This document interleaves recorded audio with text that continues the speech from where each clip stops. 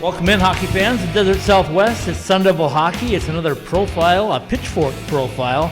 I got a Phoenix guy with me. I got Connor Stewart with me. Connor, welcome back in. Thank you very much for having me. All right, so this is year 2 for you. What's changed from year 1? Confidence level for sure. I'm a lot bigger and stronger, I like to feel. Leanne's done a great job with me and all my training staff in the summer. And really, the coaches I feel like they believed in me and they've given me the opportunities to start the year. And I think I'm doing the best I can to take advantage of that. Okay, you had a chance to see this team pretty much last year. You didn't get a lot of ice time, but you knew what you had. You graduated some guys after you went to a national tournament. Then this core comes back, and you add a few pieces to it. How good is this team? I think the sky's the limit for us, honestly. Like we did in Air Force, we play discipline, we get pucks deep. Everything just starts to click. We really are a good team. We have a lot of skill. We're really deep in all areas of our game, and I feel like we just stay out of the box and do the little things. We'll be a very hard team to beat. You know, last year I did a countdown, right? I said you guys are going to need 22 wins to get into the tournament. Yeah. You got 23, you got in. Yeah. This year I set a little higher. I said I think you need 24 because I don't think you have as many storied programs. Mm-hmm.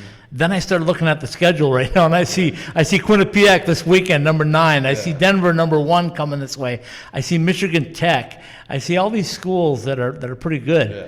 What's it like in the locker room right now? Do you guys think you have to knock off a number of wins, or do you just want to win every night?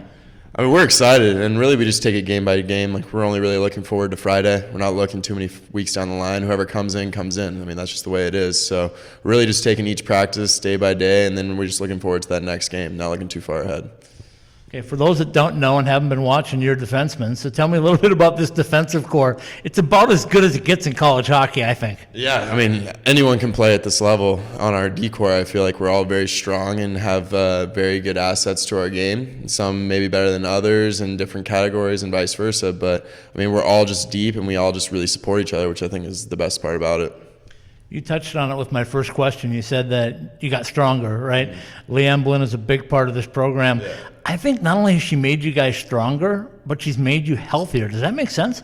Oh, yeah. She does a great job with our recovery. Our workout plans are incredible. Really, she keys into anything, like any bumps and bruises, she'll switch it up for you. She takes each person very personally into like what she thinks needs to get them better. And honestly, she's one of the best in the business. Okay, she told me on a show that I had her on a little while ago about what she does on the road trip, but tell me what a road trip is like with Leanne. When you guys go out, let's say you go cross country, What's it like? She's happy-go-lucky. She's just always got a smile on her face, cracking jokes. The mood's dead. She's there to kind of pick it up. Really anything we need help for, she's there for. And any personal advice, she's there for. She's just a great all-around person.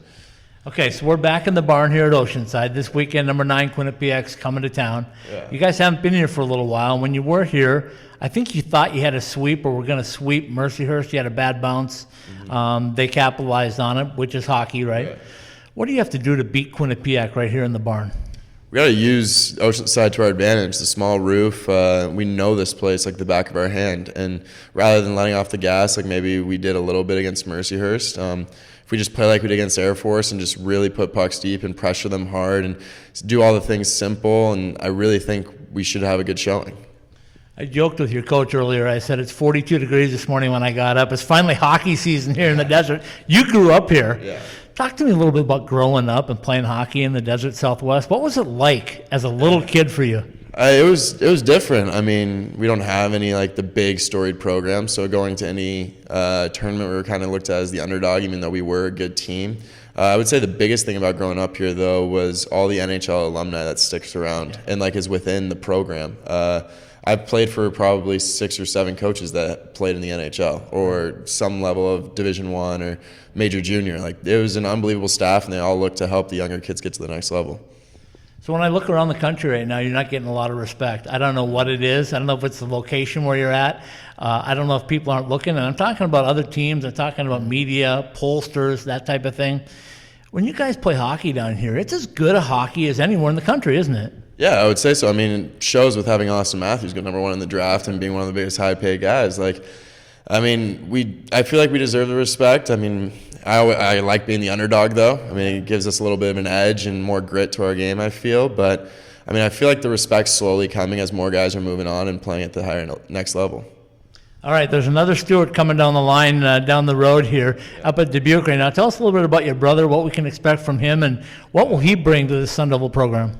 He's a big, gritty power forward. I mean, he's got some skill to his game. He's got the little brother syndrome, little chip on his shoulder.